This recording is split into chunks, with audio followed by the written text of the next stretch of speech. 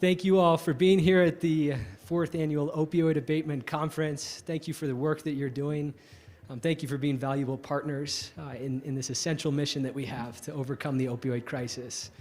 As I look to my right, I'm inspired by a powerful list of examples of ways that these organizations are impacting lives. They're saving lives on a daily basis. You probably chose this because you're excited to hear about successes and stories. That's my favorite part of this work. My name is Christian Dixon. I am the Opioid Response Infrastructure Funding Specialist.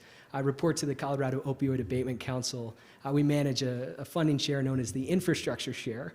Separate from that is the Colorado Attorney General's Office, which manages another funding share known as the State Share. We've got two of each that were funded out of both of those shares.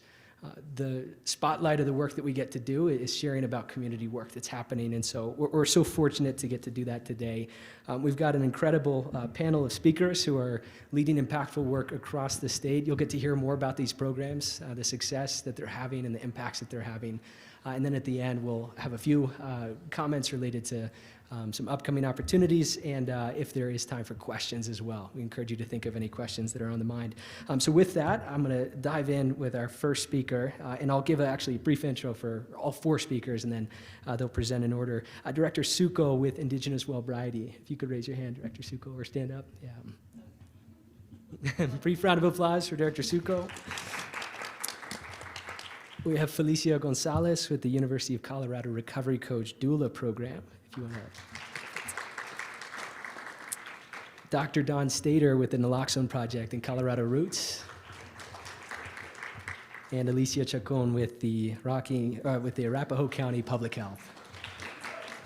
So with that, I will turn it over to Director Suko. And thanks again for being here.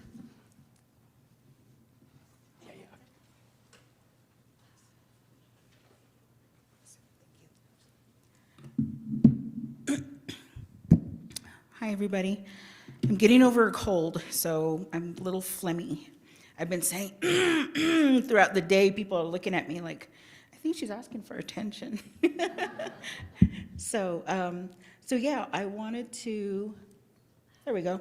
So we, Indigenous Wellbriety, I am the founder of it. I created it over about 4 years ago, and we are from Cortez, Colorado, and we focus on providing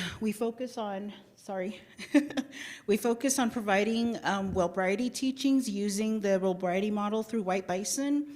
And our mission is we provide a space for those in substance use recovery, seeking recovery with compassion, cultural identity, and utilizing the Wellbriety model. Our vision is a community of inclusivity immersed in cultural awareness, family, and respect for diversity for people in recovery from substance use and/or addiction, including mental health awareness. We are an all Native American-based organization with a fiscal sponsor. And so we, last year in November, we decided to get into youth programming. When we started, we served adults mainly. We provide talking circles and one-on-one peer coaching and street outreach.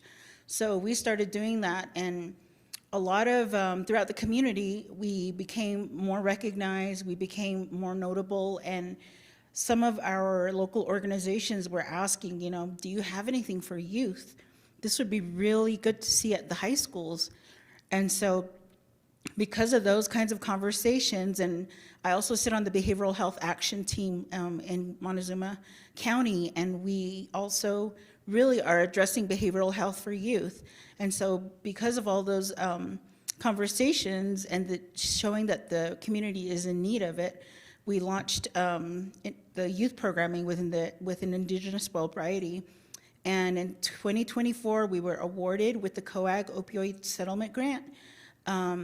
And at that same time, I also applied for a grant for youth programming with Caring for Colorado as well. So community members and schools, they were really glad to see that. So we decided to bring 2 youth peer coaches to Southwest Open High School, also known as SWOS. It's basically an alternative high school for youth. and it houses at-risk youth. I do quotations because I also come from a troubled neighbor background as a teen. And so there are approximately 136 students there. And so one of the journeys that we experienced in becoming a peer coach at Indigenous Wellbriety is, of course, the lived experience with some substance use, mental health, and or generational trauma. And I feel like I can never stop emphasizing on the generational trauma piece, being Native American. We at Indigenous Wellbriety have lived experience being Native American and also addressing our traumas and being in our healing journey. And so we know firsthand what it's like to live in the community that we represent, but also to have that training, right? And so so we maintain several white bison Wellbriety certifications. Each Wellbriety certification is 24 hours, and it's focused on each different curriculum. And so if you're a first-time facilitator, we're called fire starters. So we start a fire and we do our Wellbriety talking circles.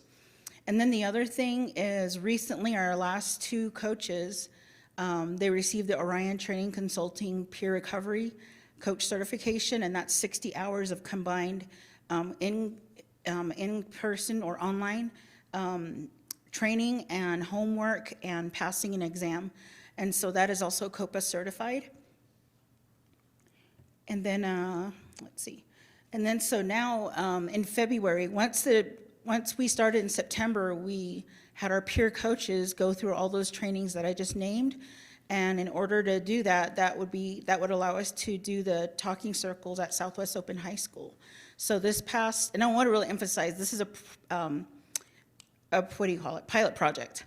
And so this is something that Southwest Open High School has allowed us to do at their school. And so in February 2025 to May 2025, we had two peer coaches provide talking circles. And it was basically, it lasted 16 weeks. And so there was a total of 62 participants that came throughout the whole 16-week duration.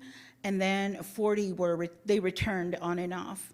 And so they represented both the Native and non-Native youth community members.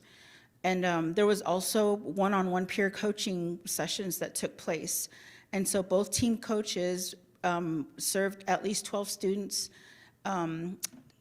one-on-one peer services throughout the semester. And at the end of the school year, our project coordinator created a survey, and this is one of the questions, is why did you attend Talking Circle? And so some of them said to express myself. Another said to talk about hard times in my life and get help coping. Another said to talk about my problems. And then another said to see what it is about, and they help with issues they face and they give ways to improve. They meaning the peer coaches. And so also towards the end of the school year, the teacher informed the youth coaches, I don't know what you guys are doing, but it's making a difference. So with that being said, we spent the whole summer going and looking into curriculum and seeing what we could do for the fall. And also the Southwest Open High School, the school counselor asked us to come back. They said that they really needed the services, and the youth were asking if we would be coming back. So that was a really good, positive way of showing that there's some success, right? And so that was really an honor to be asked to come back and provide youth talking circles and one-on-one peer supports for youth. And so every year we do a back-to-school blessing. This is just a quick picture of our back-to-school blessing. So what that is we had our 4th annual back-to-school blessing, and what we do is we gather our kids and families, and they come, and our peer elder, Howard, he provides a blessing. And, these kids are nervous, they're coming, and they don't know what's in store for the school year. And so just getting blessed gives them a sense of, I'm going to go back to school, I'm going to have good thoughts in mind, I'm going to learn. And so there's that experience, and also it's provided to the families. These are students in line right here, but there's also another line after that where parents and other family members can go in and bless themselves as well. And so during this event, we have prizes. We usually have everybody bring it, when they come to the event, we have people pick a ticket out and we put it in our ticket bucket, and people win prizes throughout the whole event, and we also give out school supplies and backpacks. And then we have a community meal. So in the past 2 years, we're able to have the back to school blessing catered. And so that was one of the things that we did.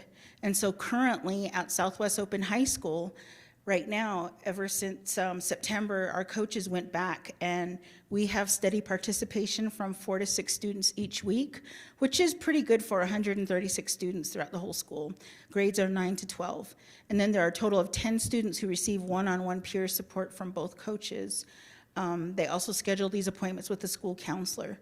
And so these have been occurring since the 3rd week of August. And so one of the last good things that one of the school the school counselor, he wrote was, "I am grateful every week about the work you all do here on campus and in the broader community. Thank you so much. I really noticed a major positive impact with the people you work with here." And so that was something that was really, it makes it feel like this is the work that we're doing, but the youth coaches are really putting their lives and investing themselves into their healing journey to provide the support that the youth need. And so, and that's it. That's all I can. Real quick, though, I'm going to go to the last one. We usually do healing through art. And then this is our team. There's 4 of us. There's Sammy. He's not here with us today. There's me, and then Chelsea, and then Howard.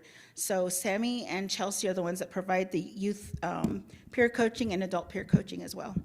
And if you guys want to know more about us, scan that QR code for our website. That's it.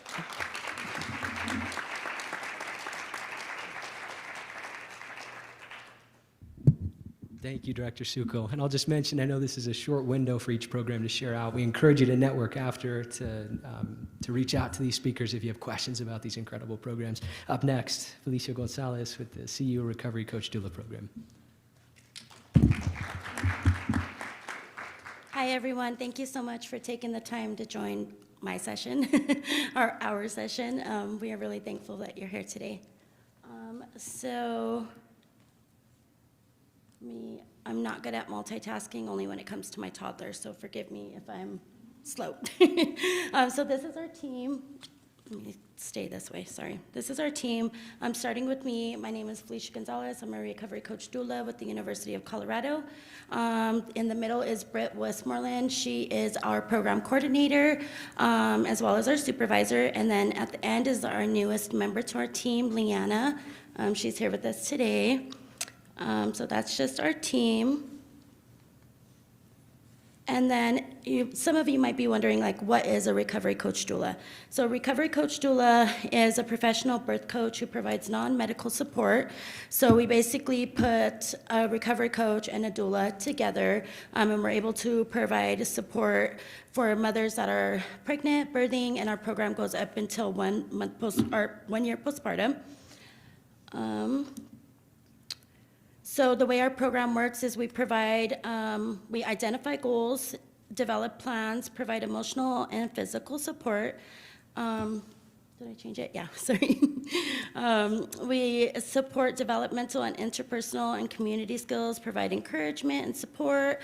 And most importantly for me, we're just able to relate to them, right? Like, I had a horrible birthing story. We're not going to go into that story today, but I wish I had a me, pretty much, And so I'm really thankful and really blessed that I'm able to be there to support these moms and to provide advocacy for them and encouragement and resources, right? So that's the most important part.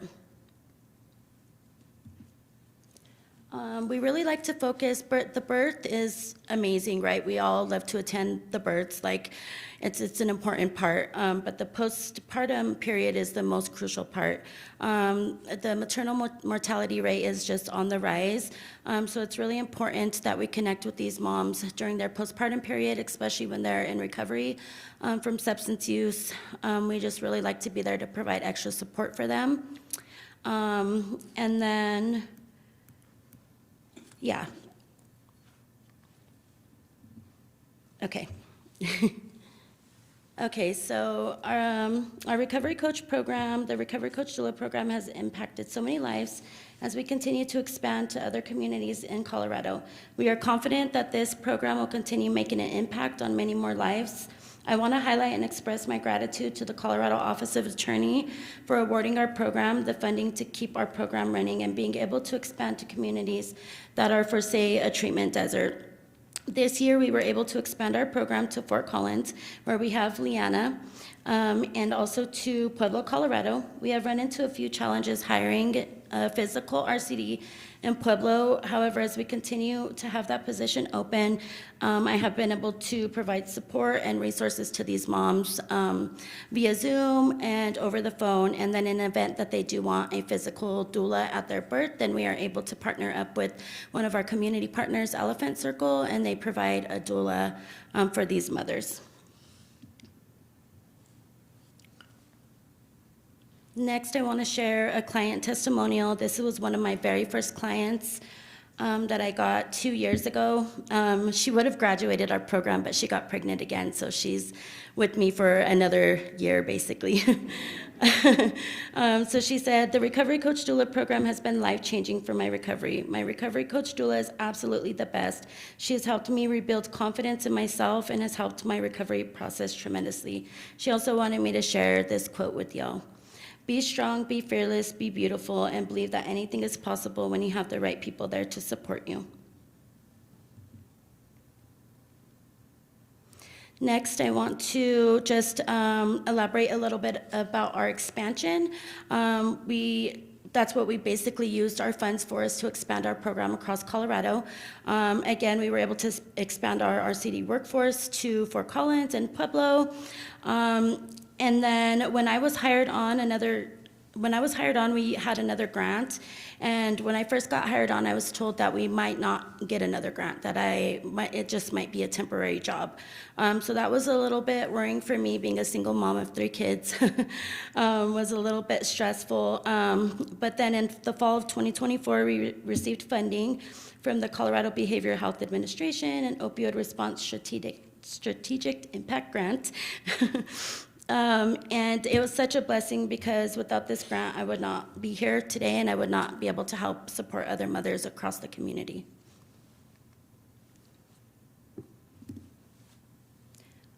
A little bit more about our expansion to Pueblo. We were able to partner with Community Health Center, Pueblo Community Health Center, Elevate Healthcare, and Southern Colorado Family Medicine.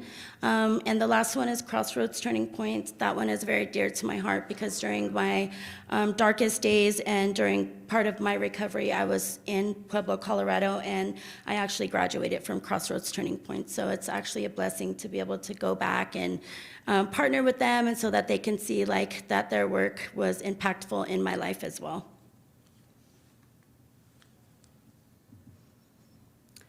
We have learned a lot of challenges and lessons within the last couple of years of starting our program. And although we have run into a few challenges along the way, we have learned a lot and look forward to making our program more sustainable and providing support in as many communities in Colorado as we can. One of our first goals is hiring more Recovery Coach doulas. And then we pivot to hybrid, of course, like we did in Pueblo, when we're not able to hire somebody right away. Number 2 is barriers to employment and benefiting individuals with felony convictions.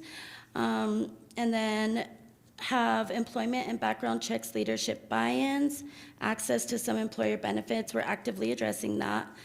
Barrier to obtaining national provider identifier needed for Medicaid reimbursement. We've actually reserved that, and so that's kind of like a win for us, because that was really challenging, and we're still, trying to get over that barrier. And then clinical sites not understanding the role of RCD. Develop a checklist, orientation to the role of RCD to our clinical sites, and then provide stigma and bias training to patients and Recovery Coach doulas. That's been one of my favorite things to do, is be able to provide stigma and bias training and tell my story to, doctors, people in the OB so that they're able to understand like why we do what we do and why it's so important for them to check their own stigma and biases and be able to treat everybody like a human and help connect them to the resources that they need instead of, treating them another type of way. And that's all I have today. Thank you so much for being here.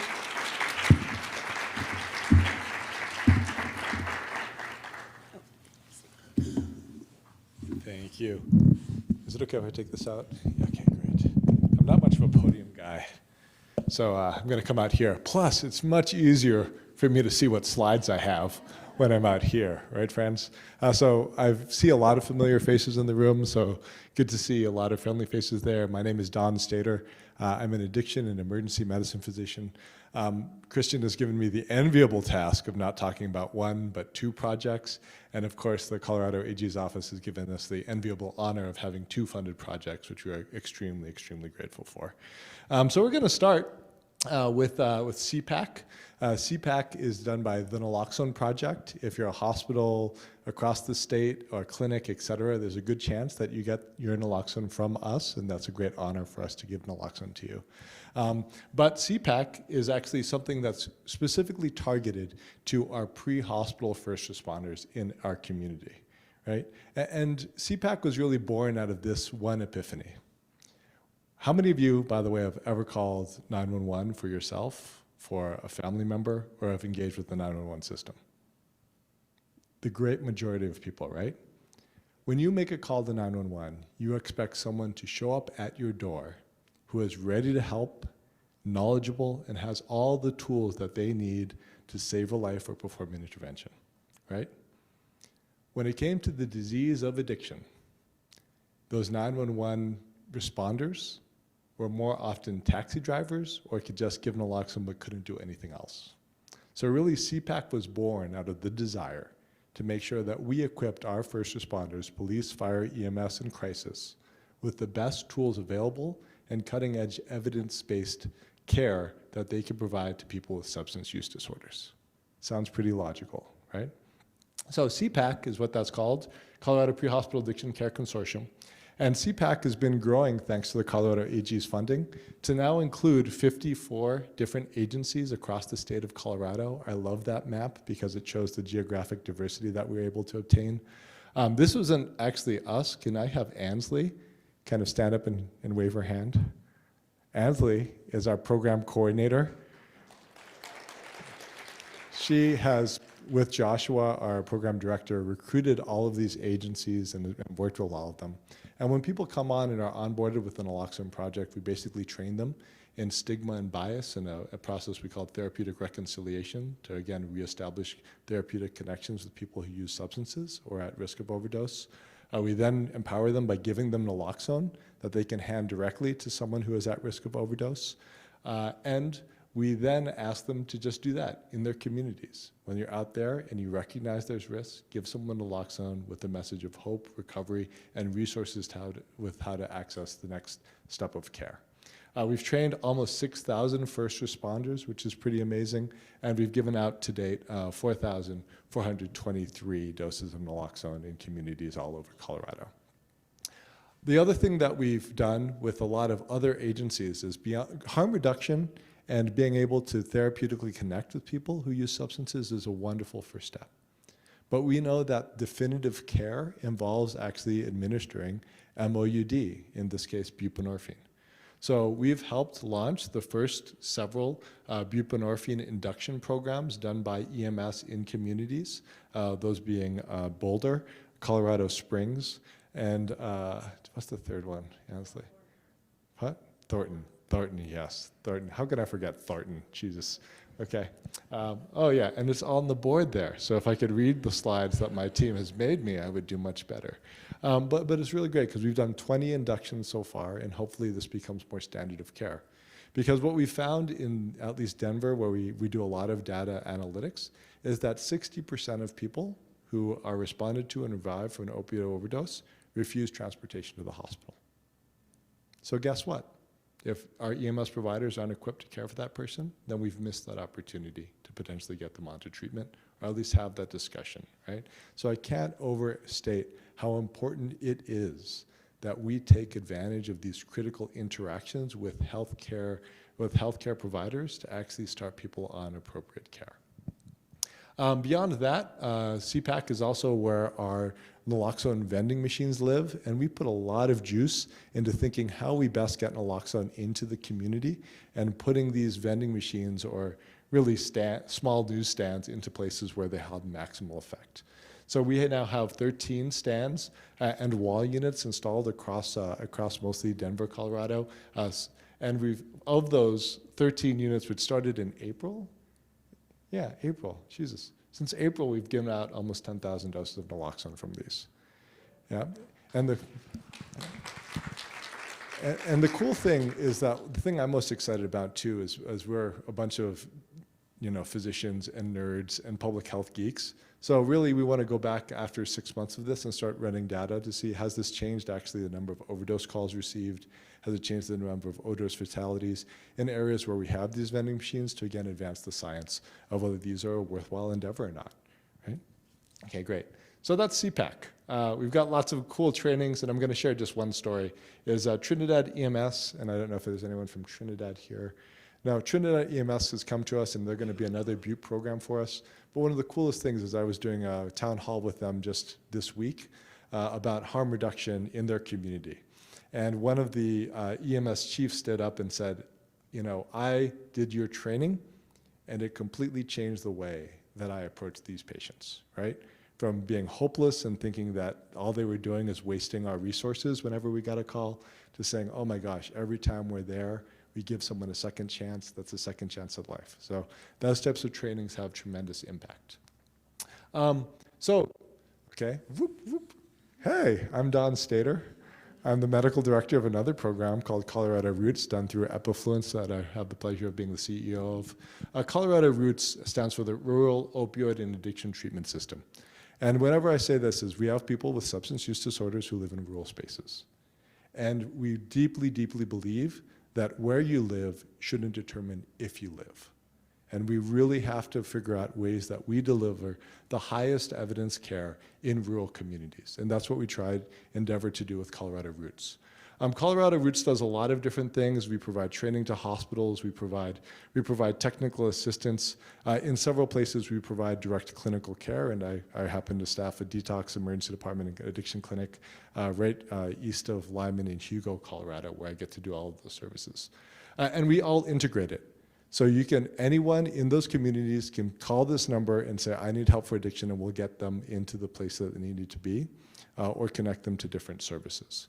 Our really driving belief is that people in rural communities deserve all 4 levels of ASAM care, and I believe very deeply that we can deliver it, especially once we integrate this into hospital care. And that's what we've done with Colorado Roots, is we've turned rural hospitals into addiction care treatment centers, right? And different ones are in different levels of integration and implementation of these. But we have 13 hospitals that are part of Roots and growing. And that geographic area, by the way, is around the size of the state of Kentucky, right? So we're talking about this tremendously dispersed area, distributed area that we have the privilege of providing care for. When people make referrals, we've had around 165 referrals through the course of the contract where Colorado has been available. 63% have been connected to care. And we also have who we connect to care with. Lincoln Health is our addiction care provider where I work. Heart Beauty is, of course, a peer organization that does amazing work. Porchlight Health provides most of our IOP work, as does Watercolor. Milestone is another amazing Eastern Colorado-based recovery group. And New Vision is another detox. Through the AG's most recent infrastructure grant, what we like to do is plug holes. We're working across, we know very deeply where people fall through the cracks on the eastern plains of Colorado. And one is because of geographic distribution, right? It's hard to drive 200 miles to get treatment. We have to make treatment available in local communities. So through the AG, we were able to expand our work in really many ways. One is Melissa Memorial Hospital is going to be the 3rd hospital-based detox in the region providing care. The next thing is Milestone Community Wellness is going to start 2 recovery residences on the Eastern Plains, which is amazing because someone who does detox, oftentimes I detox people over 3 to 5 days, and their question is, where's the next step? And it's going to be amazing to say the next step, if you don't have a great environment to go into, is a recovery residence that will be integrated into the Colorado root system, right? And then finally, we're going to continue to be able to build infrastructure with all the different hospital partners we have. To end just on a few things, and I guess different quotes, right? My favorite is actually the top left one, because that's one of my patients who, made it through detox, and this is what she posted on Facebook, by the way.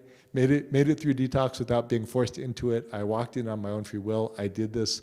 Thank you for the amazing care team I had for making the experience easier. All the familiar faces truly helped her, blah, blah, blah, blah, blah. And, it's one of those patients who, you think of, why do you do the work? She pops to mind because she's gotten her kids back. She's gotten engaged in her community, and she's just a joy every time I get to see her, right? And these are the types of opportunities that we miss if we don't build addiction care in rural communities.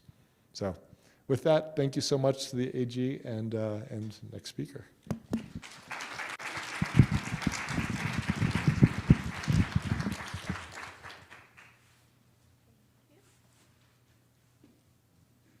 Okay, I'm also going to try to not use my laptop. Wish me luck. Hi, everybody. My name is Alicia Chacon. I use she, her pronouns, and I'm the Harm Reduction Program Supervisor with Arapahoe County Public Health. I'm not going to go too in-depth about the specifics about our program. So if you have questions, I have my contact at the end, and you're welcome to reach out. So a little bit of our program background. So Arapahoe County is actually a very new health department. I was fortunate enough to start my career with Tri-County Health Department, and we actually dissolved in 2022, so the health departments closed, they split up, and each county kind of made their own health department. So our harm reduction and HIV prevention program existed as Tri-County Health Department. We had a really dated mobile unit that it was just dated. I think that's the best way to explain it. We definitely had some interesting comments from participants that joined us on our unit. So when we transitioned to Arapahoe County Public Health, we unfortunately were not able to continue with mobile services, but we didn't really have too many large gaps in program services. We were able to start seeing folks on day one as Arapahoe County Public Health, so we were very fortunate for that. Our primary ways we were seeing participants for our syringe access and HIV testing program was via fixed site and street outreach. So we still had a space that folks could come in and see us during drop-in hours. We still had a lot of the same community partners from Tri-County Health Department. We just were kind of limited in that mobile service. And so that was a huge gap that we knew, like, this was a really successful program for us, and we need to get it back. How do we do that? Drum roll, if you didn't already know, the Colorado Opioid Abatement Infrastructure Round 1. So we applied for that, and we were awarded that in 2023. So in our first year, we were super fortunate to have such a large chunk of funding come from the AG's office, and that was really instrumental in helping us expand our program to include that harm reduction mobile outreach. And so for us, it really is a low barrier model of meeting people where they are. That is a harm reduction principle. And for us, we meet folks that are in active use, supply them with sterile syringes, naloxone, testing strips, HIV testing, the whole gamut of resources that folks might need while they're in active use. And so for us, we were able to continue kind of building on that principle and meet people where they're at even more than we were before. So our funding request did include the actual purchase of our mobile unit. It's very, very nice. If anybody's ever in Aurora and wants to come check us out, please do. We have a 31-foot mobile RV, and it was very much better, or much, much better than our previous unit as Tri-County Health Department. So it included the purchase of that, increasing access to care for opioid use disorder and other treatment options, as well as doing a lot of education to reduce stigma and just kind of talk a little bit more about harm reduction and recovery and kind of what we all do. And really part of it was also focusing on building and really maintaining those relationships with participants and community members. So this is our funding timeline.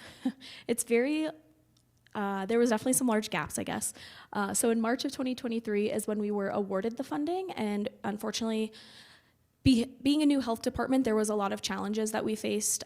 So I know I was very naive as a health educator at the time, thinking, we have this money, can we just buy the unit? And that was not the case. So we really had to build the infrastructure to purchase, start up the unit, kind of get all of that going. So in October of 2023, we actually had the mobile unit purchased, and then we kind of were planning a mobile unit launch, branding, all of those things, buying supplies, kind of making those logistics happen. And then in February 2024, we had our official Prevention Point launch. That is this photo. AG Weiser was there, as well as our county commissioners, some different community partners, and other internal ACPH staff. And I don't know if anybody remembers, the weather was very, very wild that day. They called it a snow squall. So it was very beautiful, like maybe an hour before this. And so you would think it was a complete different day. But yeah, that was our Prevention Point launch. So we were able to kind of take it around different locations in Arapahoe County and kind of show our unit off. And then in March of 2024, we officially kicked off mobile services with participants and have been kind of using the mobile unit ever since. Some really important data that I think I love to share the data, it's so important. So we've had about 342 syringe access program encounters on the unit. We've also tested about 118 people for HIV, hepatitis C, gonorrhea, chlamydia, and syphilis. And then we do have, it's a bit challenging because we do have a very small team, so we're really only able to use the mobile unit about once a week. So we have 4 regular partner locations. That's Giving Heart in Inglewood. They're a great kind of like homeless service center. The Martin Luther King Jr. Library in Aurora, Street Fraternity, which is right on the border of Denver and Aurora, and then the Arapahoe RTD station. We partner with a lot of our partners regularly to offer services to folks. And then we also have just a bunch of different partners for kind of one-off events that might happen or yearly events. So this isn't an exhaustive list, but these are, I would say, some of our larger events that happen throughout the year. I will say some of this data is a little bit lower than I anticipated, but I don't know if anybody else is familiar with mobile units, but they are a lot of work. There's a ton of maintenance, and the mobile unit has definitely been out of commission for a couple of months just based on like little things that happen here and there. So I think it's still really important data, but I think we expect it to kind of continue growing in the next year. And in addition to just being able to expand our services to include mobile outreach, we've continued expanding, and so we've had a lot of internal Arapahoe County Public Health collaborations. Our immunizations team has joined us to provide vaccines at some of our different community events and partners. We also launched, thanks to the infrastructure grant, a really cool project with our Arapahoe County Public Health sexual health team. So we were able to purchase a rapid testing machine to get gonorrhea, chlamydia results within 30 minutes, and then the RNs were able to join us and treat folks for gonorrhea, chlamydia on site. There was no long waits for follow-up and losing folks to follow-up. And then in addition to that, our sexual health team is funded to provide syphilis field-delivered treatment. So we kind of joined the two, and our participants were able to get rapid testing and treatment on the mobile unit. And our harm reduction team is non-clinical, so that was a huge barrier that we were unable to fulfill that the sexual health team was. And then again, just a ton of different collaborations. We participated in Aurora Pride the last few years. We actually had the opportunity to partner with Keep the Party Safe at a Suicide Boys show and hand out naloxone while our mobile unit was kind of outside hanging out, showing some like branding, if you will. National HIV Testing Day we did this year, and then we're also working with other syringe access partners throughout the Denver metro area to, again, just build on that collaboration and create community and meet folks where they are. And this is our mobile unit at Aurora Pride. And then this is just some of the photos we've had of the team. The far left is one of our health educators, Destiny, actually doing a test in the back of the unit. Our team at the Keep the Party Safe tent at the Suicide Boys show.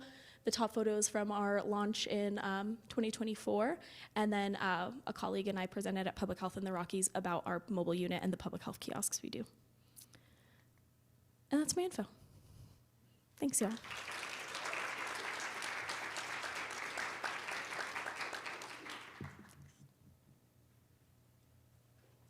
Thank you all. Can we give one more round of applause to all of our presenters?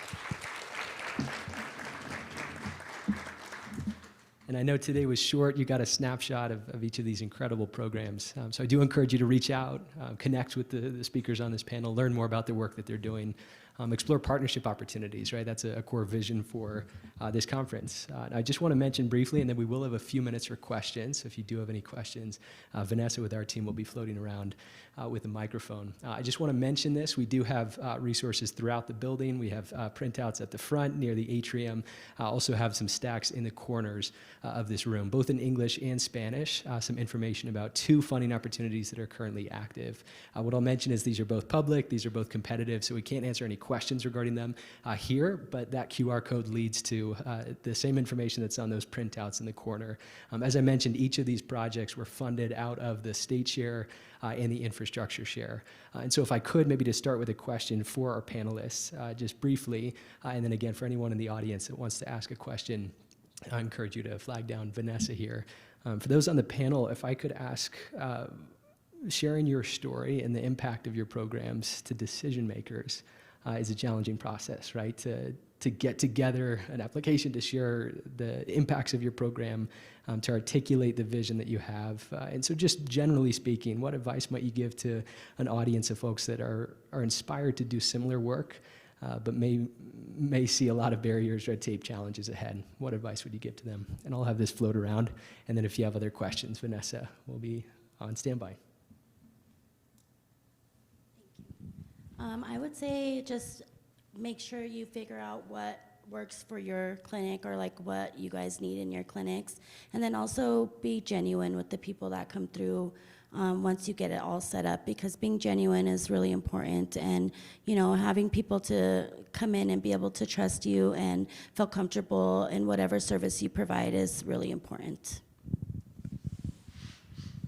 Yeah, I'd say when you recognize a need and you feel like you could fill it, just do it, right? And you know, reach out and if you need help articulating how you're going to fill those gaps and the need, that there's lots of generous people across the state of Colorado that have, you know, mentored me as I've gone through this, and also I love mentoring others who might be also endeavoring to do similar good work. I'd say don't hesitate and don't question your passion, because every moment that you spend hesitating is a moment that you could have spent making that effort, building your organization, promoting your organization, and just get into grant writing, because you're the one that does the work. And if you put some thought into your grant writing with whoever you're collaborating with, that's going to be really effective in your grant applications. Yeah, I think kind of going off of what Imo said, fight for what you want. And I can speak for myself. I'm still fairly new in the public health field. I didn't realize how much red tape there really is. And so for me, it's very easy to get frustrated and be like, why isn't this happening? But also being patient and knowing, okay, this is gonna happen, I'm working on it, and don't give up, because that's kind of what it takes, is just continuing to push that button and push people and say, I want this, I want to make this happen. Because I think then it just gives other folks the drive to make it happen for you as well. All right, and I believe we have time for one brief question. Otherwise, I've got another one I might float to the panel unless anyone want to ask a question to the panel. All right, panelists, briefly, but before we wrap up, when we think about the word legacy, which I know has many connotations, it can be an intimidating term. For each of you, what does legacy look like in your work? 100 years from now, you look back on the work that you're doing. How do you want these programs to be remembered? That's a big question. I think I want our legacy as Arapahoe County Public Health, and you know, with our mobile unit and our just program in general, that we supported folks when they were in active use. There was no barriers for them to access our services. They could come as they were. And I just hope that what we are currently doing and what we continue to do in the future makes an impact. We see reductions in opioid overdoses, HIV rates, and just build community. I think that's what I want our legacy to be. So legacy means family to me. Created Indigenous Wellbriety based on community and family, because I had experience working for integrated health, focusing on Western clinical approaches. And one of the biggest things that was really hindrance for my view as a Native American person, my worldview is a little different. And so legacy just means we're creating a healing forest for our Native communities. And I really emphasize on the Native communities because we've been stereotyped as alcoholics, as people who've drank fire water, and it takes a lot to come together and support each other, but it also takes more effort to recognize each other and heal together and respect each other and provide that sustainability for our youth and family and community members. I think if we're successful, any patient that accesses a healthcare provider will be able to access the highest based evidence care for substance use disorders. Addiction care won't be something we do over there with only that clinic or that detox or sorry, wrong person. It will just be part of standard medical care. And that's what I consider success. When I think of the word legacy, I think of leaving a mark behind, leaving something impactful in somebody's mind to remember.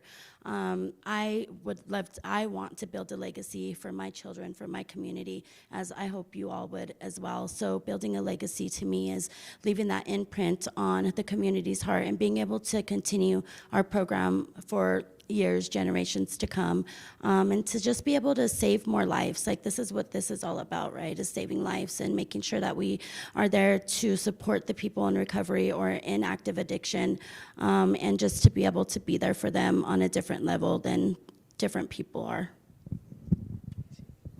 Well, on behalf of our team, we just want to say thank you again for the incredible work you're doing. Can we give them another round of applause?